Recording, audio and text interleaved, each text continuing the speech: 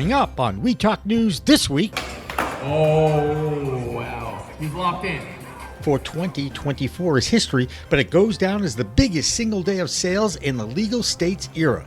Speaking of going down, that's what happened to the Dutchie platform as that seed-to-sale tracking site crashes for the third straight 420. And for the first time in history, an American president tweeted, "No one should be jailed just for using or possessing marijuana." So, when will the DEA do something to right its wrongful schedule classification?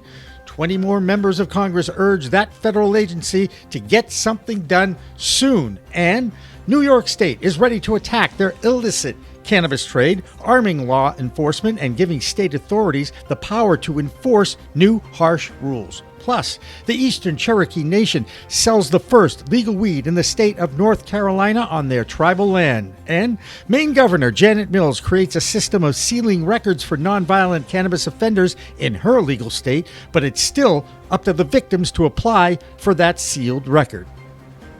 All that and coast-to-coast cannabis news coverage on We Talk News with Alaina Pinto. Next! Music Studio. We are Pro Cannabis Media.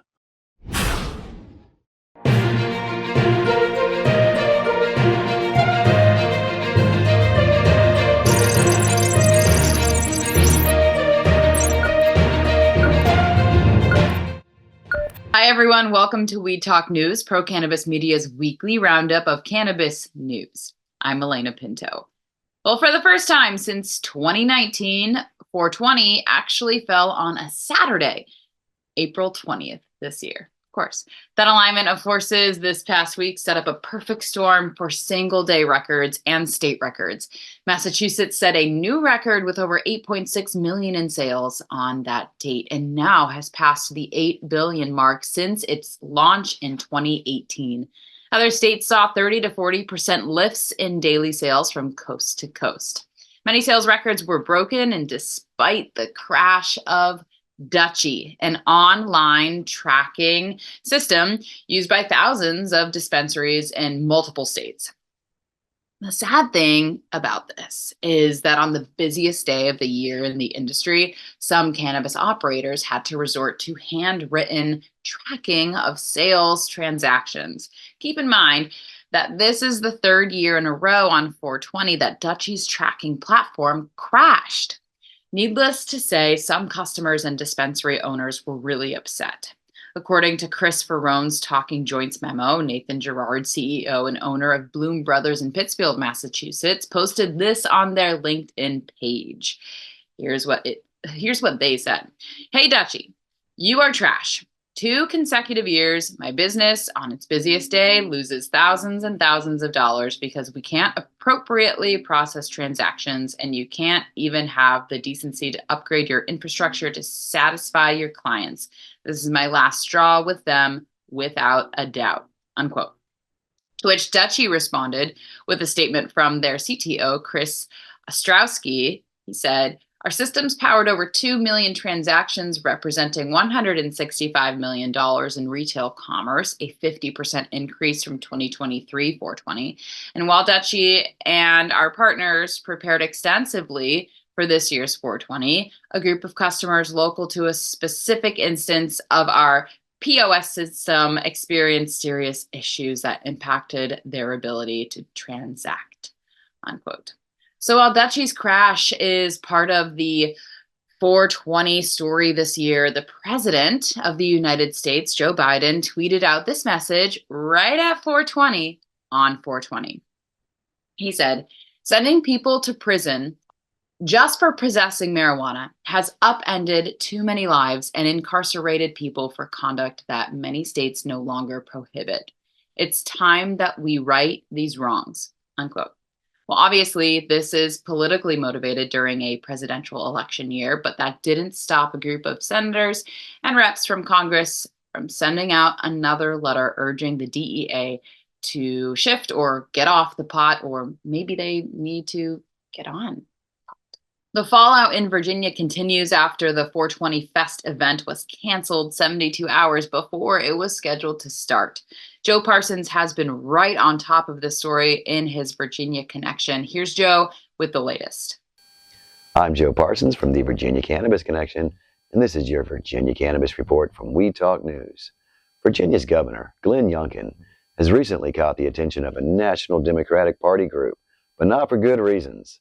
The Democratic Legislative Campaign Committee, or the DLCC, called out the governor and his, quote, harmful opposition to marijuana reform. The DLCC, which focuses on electing Democrats to state legislatures, said Youngkin continues to hold Virginia back and block progress made by Democrats in control of the legislature. The DLCC Communications Director, Abi Rahman, said this week in a statement, let's be blunt. Governor Youngkin is hindering economic opportunity and needed criminal justice reform in Virginia. Legalizing marijuana sales would diversify Virginia's economy and open new avenues for economic growth. Reducing the sentence time for petty marijuana offenses would also change the lives for hundreds of Virginians. Now, next up, I have an update on the Virginia 420 Festival. As reported last week, festival promoter Winston Marsden has been reluctant to speak with any journalist since the incident began. Well, this week, he reached out to me by phone and wants to tell his side of the story exclusively to Pro Cannabis Media. I'll be heading out to his home next weekend to get his input on what exactly caused the event to implode. Stay tuned for that report.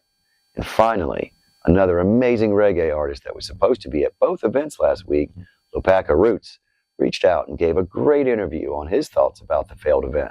For him, it was just a missed opportunity to spread love, good vibes, and great music to the Commonwealth. It was never about the money, and he doesn't hold any animosity. In fact, he wishes that no one else would either, and that the main purpose for this event was for positive people to unite in freedom. He was just bummed out that Virginia missed out on the great vibes and the chance to get the cannabis community together. Lopaka Roots starts the next leg of his tour on May 5th, so be sure to catch his show when it comes around to your state. It was a pleasure talking to him for sure. Well, that's all for this week's Virginia Cannabis Report. With the Virginia Cannabis Connection and reporting for We Talk News, I'm Joe Parsons. Until next time, stay lifted. North Carolina has some of the most restrictive cannabis laws in the country. In fact, only one group has medical cannabis for sale, and it's the Eastern Band of Cherokee Indians. This past 420 was the perfect time for the Great Smoky Cannabis Dispensary to open for business, and it was packed. To buy anything, though, you had to have a valid medical card from your state or one from the Eastern Cherokee Cannabis Control Board. Cooper's Creek Farm, a local grow facility, is providing the products for sale to medical patients. And in Arizona, a strike called by employees of a Curaleaf dispensary in Phoenix was called off. Here's Karen Black with more from the Grand Canyon. I'm Karen Black from Greenfinger Consulting with the Arizona Cannabis Report for Weed Talk News. The brief 420 protest at Curaleaf's Camelback location in Phoenix doesn't seem to have moved the needle. According to the United Food and Commercial Workers International Union Local 99, which represents workers at that dispensary and other Curaleaf locations, Curaleaf is falsely telling employees their scheduled pay raises were canceled because it could not increase pay during contract negotiations. Now that's confusing because the National Labor Relations Board ruled Curaleaf hasn't even recognized the union. Curaleaf has appealed the ruling and last week issued a statement claiming it's, quote, focused on creating a collaborative culture that allows our team to feel heard, supported, and respected, end quote. This fight ain't over, and we'll keep following it. Speaking of 420, Arizona made the top 10 for states with the highest holiday sales boost. With 2.3 times the normal sales volume, the Grand Canyon state tied for 9th with Nevada, Michigan, and Washington. Good company for sure. And speaking of labor, Arizona ranked 8th in the nation for the total number of cannabis jobs, nearly 21,000 of them, according to the 2024 Bank's Jobs Report. But that's down 4% from 2023. Now, there are at least 100 industry jobs open across the state right now, so it could be that positions are going unfilled rather than being cut. In business news, Phoenix-based Tilt Holdings filed its 2023 10K this week. You know you're in the cannabis industry when there are 30 pages of risk factors nearly half the document. Tilt also announced its first quarter results call will be held May 15th, and its annual shareholders meeting will be June 11th. The full report and other details are on tiltholdings.com. Last but not least, Arizona cannabis executive Nate Lipton submitted a scathing op-ed to the Arizona Capital Times this week, calling the feds hypocritical if they don't reschedule cannabis. The gist of Lipton's argument is that both the FDA and HHS have recommended rescheduling and have specifically addressed the DEA's reason for opposing it. Mr. Lipton is a co-founder and CEO of growershouse.com and cannacribs.org. That's all for the Arizona Cannabis Report. I'm Karen Black from Greenfinger Consulting reporting for Weed Talk News. If you have an operating illicit cannabis operation in New York State, you might want to consider applying for a license. As part of her new budget, Governor Kathy Hochul is creating a 5-point plan to shut down the illicit market in her state. She is creating a special task force to close the illegal stores and target suppliers and landlords who are housing the unlicensed shops. Fines will be increased to as much as $50,000 a day. Padlocks will be placed on operations, and if they are removed, fines increase, and so do the amount of padlocks, since many operators are willing to pay the fines in order to keep operating. The governor is also giving the Office of Cannabis Management the power to shut down and padlock illegal stores. The story is far from over. Curaleaf continues to grow into an international powerhouse in the new cannabis markets of Germany, Malta, and Spain. The publicly traded stock is also on the rise, and Doug Miller tells us more in his High on Wall Street report. I'm Doug Miller from High on Wall Street with this week's Cannabis Stock Report for Weed Talk News. SNDL announced it will release its first quarter 2024 financial results for the period ending March 31st, 2024, before the market opens on May 9th, 2024. Let's see how the stock chart looks prior to these financial results. It's trading around $2.01, and it is curling up and it's setting up the run. It looks like they have something going on, so watch for dips before it rips and trade smart. And that's this week's Cannabis Stock Report. Reporting for Weed Talk News, I'm Doug Miller. When we come back, we continue with our coast-to-coast state reports on cannabis markets, including a major concert and cannabis trade show that moves from Western Massachusetts to City Hall Plaza in Boston. The Terp Town Throwdown is on the move, and so are we. Don't go away.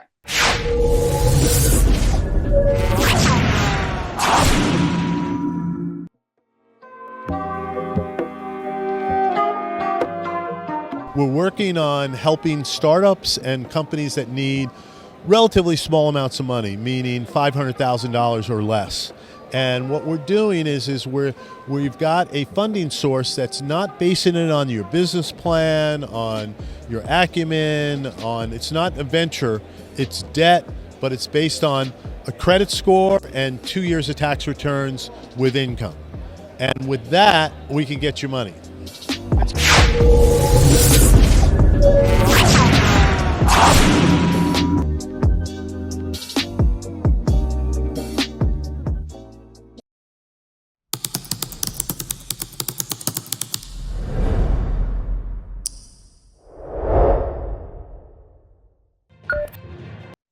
Welcome back to Weed Talk News. I'm Alaina Pinto, and this is the B Block. This is the second of 3 parts of the full news show that is available to be watched in its entirety on the homepage of procannabismedia.com. As we continue our coast-to-coast coverage of the fight for change to the federal cannabis laws. In the state of Maine this week, the governor there, Janet Mills, has signed into law an opportunity for those who have criminal records for nonviolent cannabis possession to apply to have those records sealed. So past offenders can now petition the court system in that state to have those records sealed. And now critics are saying it does not go far enough if the objective is to expunge the past records. Sealed records keep that information from the public, but it does not destroy the records, which is what expungement is all about. They also criticized that this law still puts the burden of a legal process on the people with convictions who now have to apply to the state's judicial system to adjust their past records. Maine is the 25th state to take action through legislation, and that helps with those with past cannabis convictions for crimes that are now legal. As we continue with our state reports, we check in with our California correspondent, Alaina Pinto, who has been documenting the challenges facing the growers of Humboldt County. Here she is. Alaina Pinto from the Bay Sesh reporting for PCM with this week's California report for Weed Talk News. The epic weekend of April 20th has come and gone, a fleeting moment in the struggling California cannabis industry, which also falls right around tax season. And if you're in the cannabis industry, you're always struggling to collect and pay the astonishing amount of taxes associated with a legal licensed cannabis operation. In addition to the high cost of licensing and keeping up with the moving target of code enforcement, there are cultivation canopy taxes, manufacturing taxes, and sales and distribution taxes, as well as excise taxes to collect and pay. And the federal tax expense to any cannabis operation is higher because since cannabis is still federally not legal, operational costs cannot be expensed. It was reported in December 2023 by the California Department of Tax and Fee Administration that 15% of cannabis operators, including retail, are in default of their taxes, totaling over $180 million in default. And more than 15% of the cannabis retail licensees are in default of more than $4 million. In Sonoma County, California, the Sonoma County Growers Association has pushed the county to reduce some of their canopy and manufacturing taxes, of which an amendment is being presented and anonymously voted for, where the taxes will be reduced on cultivation and manufacturing, but then added to retail sales. Also, the excise tax is expected to be going up from 15% to 19% this year. Still, according to the Cannabis Business Times, it's looking like in Sonoma County, they will be coming up short again this year. Because even with all of these taxes being collected, in many instances like Sonoma County, the government's operational cost to regulate the industry is costing more than it is paying off. I'm Alaina Pinto from the Bay Sesh reporting for PCM with this week's California report for Weed Talk News. There are two stories from Michigan this week. One is a story that continues to be repeated in legal and illegal states. It's what to do with hemp-derived THCA. The Michigan Cannabis Regulatory Agency reminded its licensees to remember the accepted definition of hemp versus Delta-9 THC cannabis. There continues to be confusion in the regulatory world since many manufacturers have figured out how to grow hemp with under 0.3% THC and still give people a buzz. This was the whole point of the Farm Bill of 2018 that gave farmers the green light to start growing the plant cannabis sativa, but limiting the amount of THC to under 0.3%. Delta-8 has changed all that, and manufacturers figured how to qualify as hemp when measured and tested in dry weight with 0.3% THC. And then when it becomes ignited, it becomes THCA. That has the psychoactive effect that gets you high. The unregulated CBD and hemp markets have created products that are sold at convenience stores and gas stations who are not supposed to be able to sell to people under 21, but since there is no one to regulate or check or even enforce that, we'll tell you later in the C block of the show, PCM founder Jimmy Young actually visited a distributor of these products in the Massachusetts area. So more on that. The second story is about an edible product that was calling itself Pot Dots and looked like the candy created by Tootsie Roll. So the Tootsie Roll company wrote a cease and desist letter to the manufacturer of the Pot Dots and the Lion Labs based in Michigan. They claimed a copyright infringement on their candy product that are called Dots. So after receiving that letter, the Michigan manufacturer changed the name of his popular edible product and renamed it Pot Pots. So Pot Dots is now Pot Pots. I like it. Not sure if they've made their way to Ohio yet, but that market is almost ready to launch their much anticipated adult use program. And Harry Bernstein has more in his Ohio Cannabis Report. This is Harry Bernstein with Verde Compliance Partners and the Ohio Cannabis Report for Weed Talk News. Ohio's long-awaited adult use cannabis program is on the fast track to becoming a reality. So let's bring everybody up to date with how we got here. In November 2023, Ohio voters overwhelmingly approved a ballot measure that legalized the growth, sale, possession, and use of cannabis for adults aged 21 and over. The new law, which went into effect in December 2023, allows adults to legally grow and consume cannabis on private property. But the real game changer is the requirement that the state develop regulations and implement an adult use program by September of this year. And the good news just keeps getting better. Under the leadership of Superintendent Jim Canepa, the Ohio Cannabis Control Commission has proposed regulations that would provide a fast track for current medical cannabis licensees to obtain an adult use license. This means that many of Ohio's existing medical dispensaries could start serving adult use consumers even sooner, with State Representative Jamie Callender stating that stores could be open by July 4th. This is a truly exciting time for cannabis in Ohio. With overwhelming voter approval, swift implementation of the program, and opportunities for current operators, the future of adult use market looks bright. Responsible adult consumers will soon have safe, legal access to high-quality cannabis products, while the state will see an influx of jobs, tax revenue, and economic growth. Ohio is positioning itself to be a national leader in the cannabis industry. So stay tuned, Ohio. Your long-awaited adult use cannabis program is about to become a reality and sure to be a game changer. That's the Ohio Cannabis Report for Weed Talk News. I'm Harry Bernstein with Verde Compliance Partners. Now we go north of the border to Canada, where Health Canada has recalled some recreational products from British Columbia due to microbial contamination. The product is called Purple Gelato Punch and was produced by Sirona Pharma. Debbie Facey has more from Canada.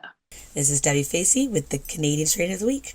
So what we have in Canada this week is a recall from BC due to a microbial contamination found in some of the random testing. And this is found in the Purple Gelato Punch, produced by Sirona Pharma. And it's under the Full Sesh brand. This is something that we have been noticing, especially when it comes to their labeling and when it comes to actually what is inside most of these products that they are putting on the shelves.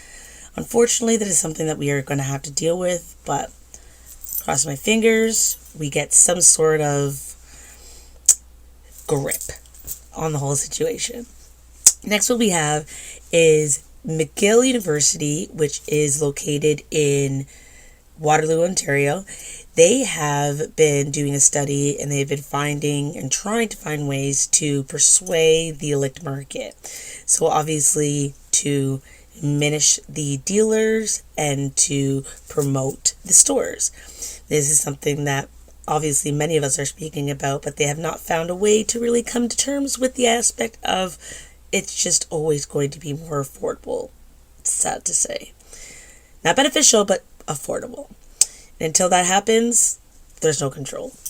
And last but not least, which is a great thing for us here in Canada, is the Greenway Greenhouse Cannabis Corporation has gotten the accreditation, as well as accreditation certification in order to now produce and sell cannabis internationally. This is something that is obviously another plus for us, but it gives us more of a jump when it comes to obviously the science and the research that's going behind it and the importance to have that as well. This is Debbie Facey with your Canadian Strain this week. Peace. That wraps up our second section, or the B block of Weed Talk News. Next up, C block, with reports from Washington State, Missouri, Oregon, and Massachusetts. Don't go away, or check out the full show available now on procannabismedia.com.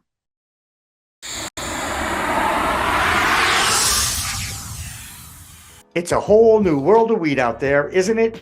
Everyone is learning new ways to titrate, ingest, consume, imbibe, and engage with this plant medicine we call cannabis. Now, let me tell you my cannabis story. You know, I've had 4 major surgeries in the past 23 years and suffer from osteoarthritis with a variety of metal parts in my body and one on deck. Now, thanks to those chronic pain issues, I've been a medical patient in Massachusetts for almost 10 years now. I remember my first trip to a dispensary just outside of Boston, and I told the bud tender I didn't want to smoke it anymore. So I tried edibles, then tinctures, then vaping, and now if I'm going to smoke, I only use the Weejits filtration system. What? The Weejits.com, Weejits, that's weed, W-E-E-D, G-E-T-S.com, is where you'll find the planet's coolest product that cools the smoke from everyone's favorite flower. The guy that started this was a pretty good medical device manufacturer, and he created this maze pipe that cools the smoking process from 1300 degrees Fahrenheit upon inflammation down to just 90 degrees when it reaches your mouth. That's right, 1300 down to 90. That's why this maze pipe is amazing. Now, add in the code of PCMTV and you get 15% off. So just go to Weejits.com and check out the best way to enjoy a cooler smoke with less coughing and hacking and more peace of mind.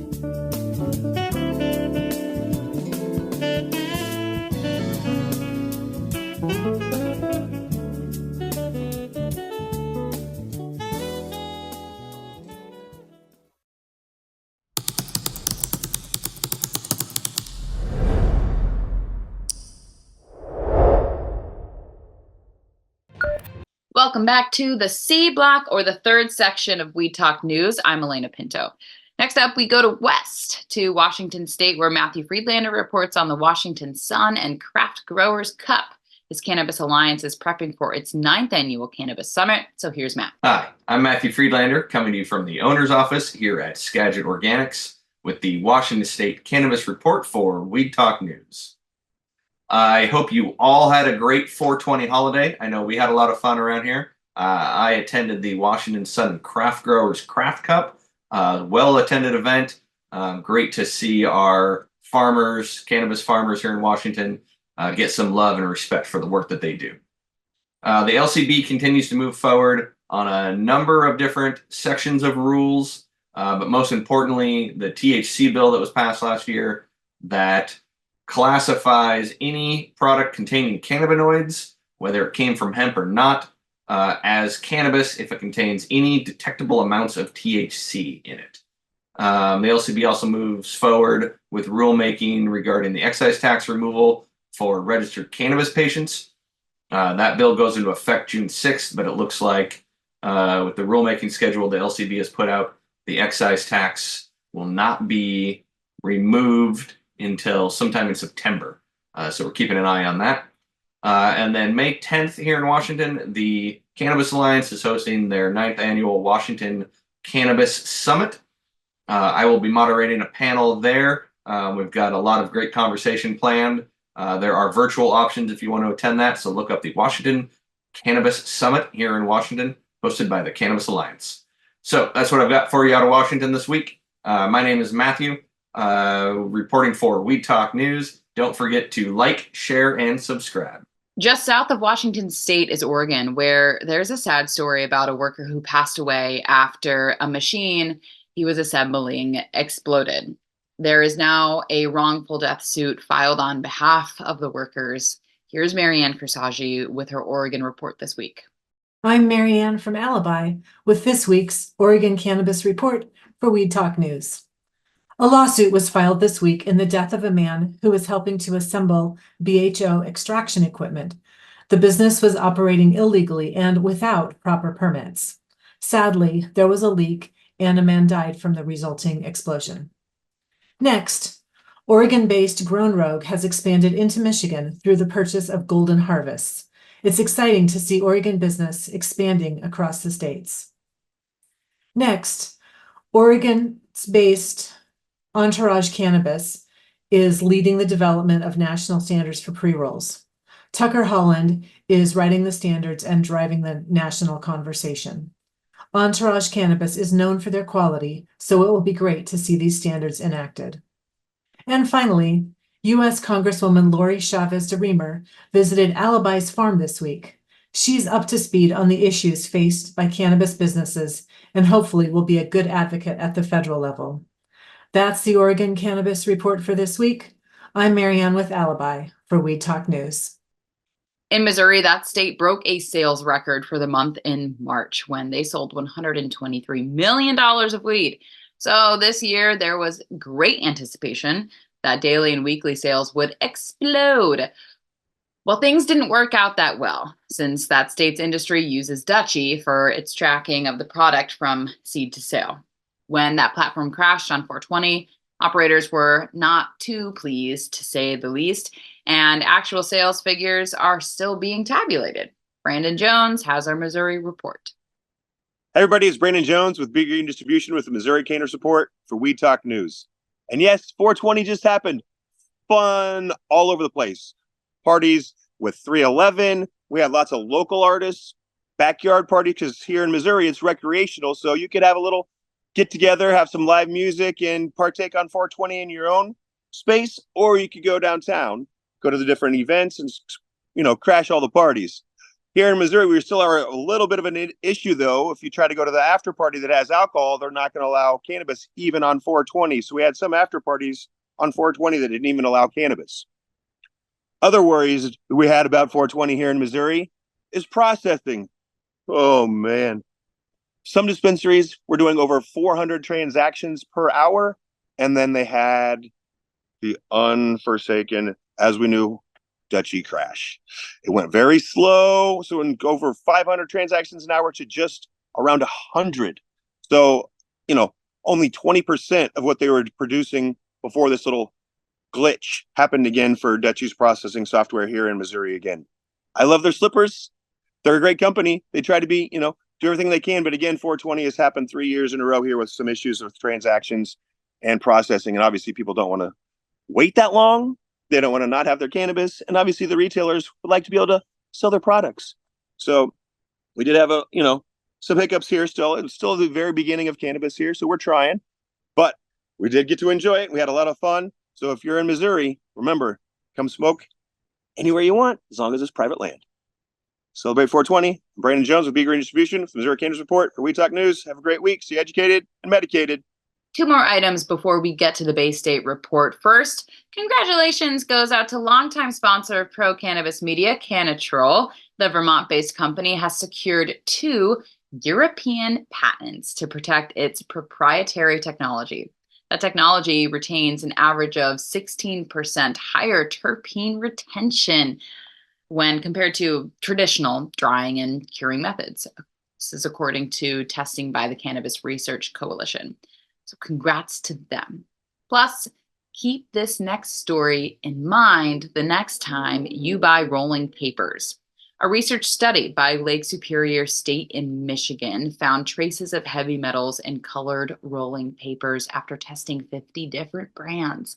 In fact, 1/4 of the brands tested had elevated percentages of copper in them. So if you are going to use papers, perhaps use the traditional ones that you can find out there. Now it's time for the Bay State Cannabis Report with PCM founder Jimmy Young, who did a little bud crawl on 420 and discovered a distribution center for Delta 8 products in Massachusetts.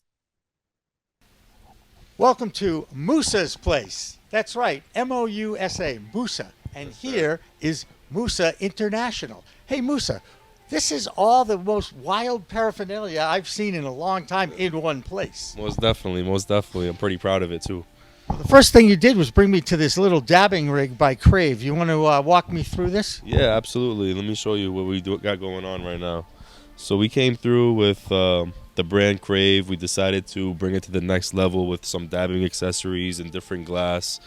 And we continue to go to the next level by making sure we satisfy every customer's cravings. Now, cravings. I got it. I got that, right? These are available in licensed dispensaries and also convenience stores and gas stations, correct? Most definitely, most definitely. We have accounts as far as dispensaries, gas stations, smoke shops, and we're going to try to continue to grow. Now, these are products that are using Delta 8, correct? Yes. Yeah. And you're making THCA. Explain to my audience, if you will, what is THCA? THCA is a pretty much THC, but with A at the end. And what happens is whoa! I am shocked to hear that. And what happens is it's federally legal, but are you an attorney? It's because are you a judge? I don't know. As far as I'm concerned, this is what I've heard on the market. As far as I'm concerned, right? Yeah. It's doesn't get you high unless you fire it up. That's right. That's the whole. By the way, that's why it's in a flammable device. But that's okay. Are you afraid that you're going to be over-regulated? They're going to regulate you out from doing that? Are you? It's not you. You're not selling it. You're providing the seller the product. Correct? That is correct. We're distributors. Distributors. That's the word I was looking for. But unless it's in front of me on a teleprompter, I can't think of this. All right. And yes, I am a little under the influence. All right. So where's our next stop? These two aisles are extremely colorful. I'm going to go down this one because, now wait a second. I didn't know that you could sell Benadryl, Claritin, Motrin, Aleve, Tylenol, PM, and 500 milligrams. You don't have arthritis strength? No. Tylenol, what's up with that? Coming on the way. All right. How? Zen-Gas lighters. Now, what's so special about a Zen-Gas lighter? Well, they're windproof. Oh, look at that. It looks like a propane torch. Yeah, they're windproof for one, and they sell really well. They're doing great. Uh-oh. Mr. Bick doesn't like you. No, definitely not.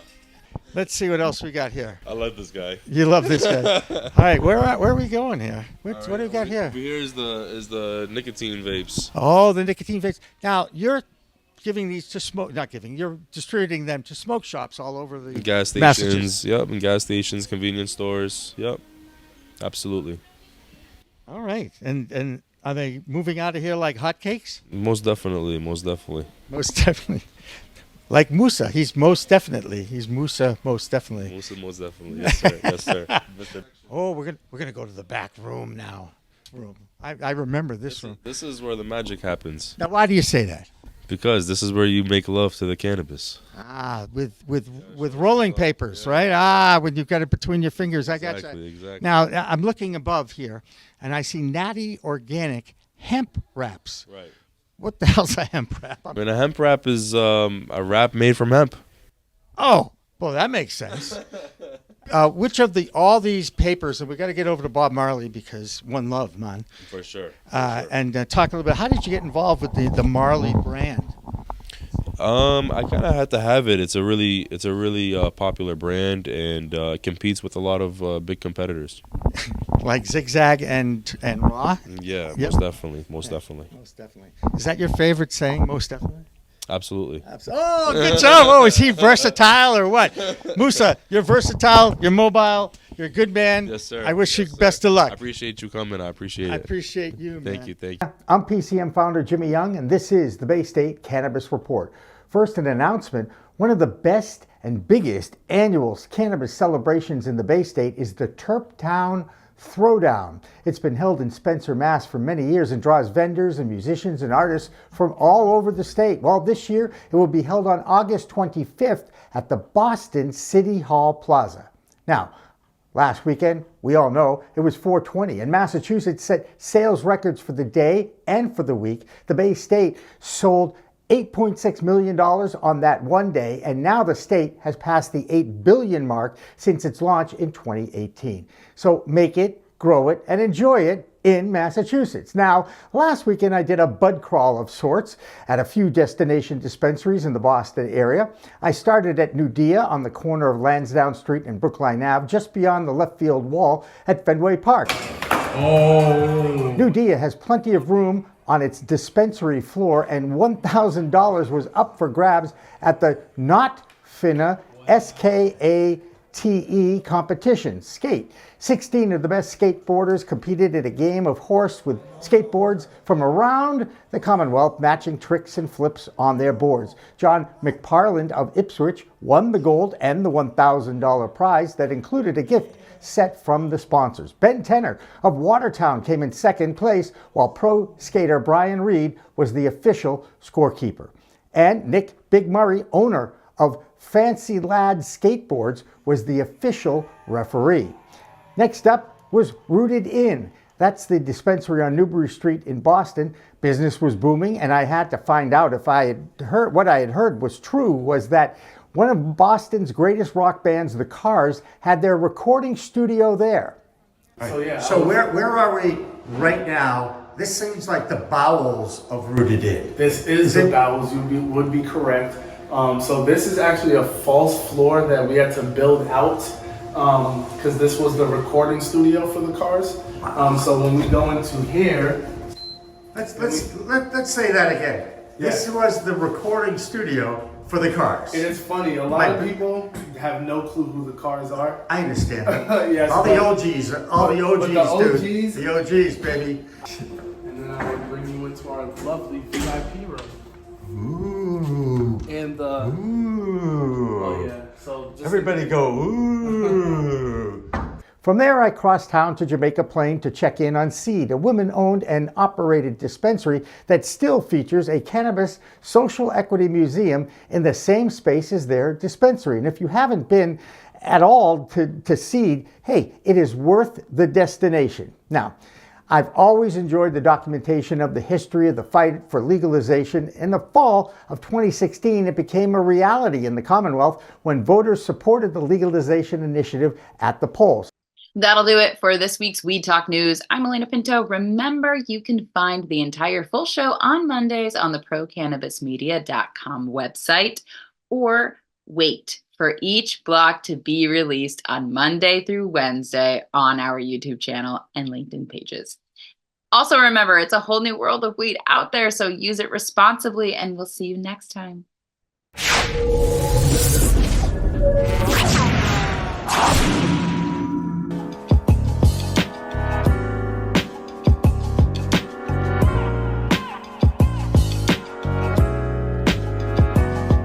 And what we want to do is we want to help birth some new entrepreneurs, because you need capital to be able to do that. You know, we feel like the social equity licenses are a first start, but if you don't give that person cash or credit or money, it's like giving someone a Ferrari with no gas in it. You can't get any place.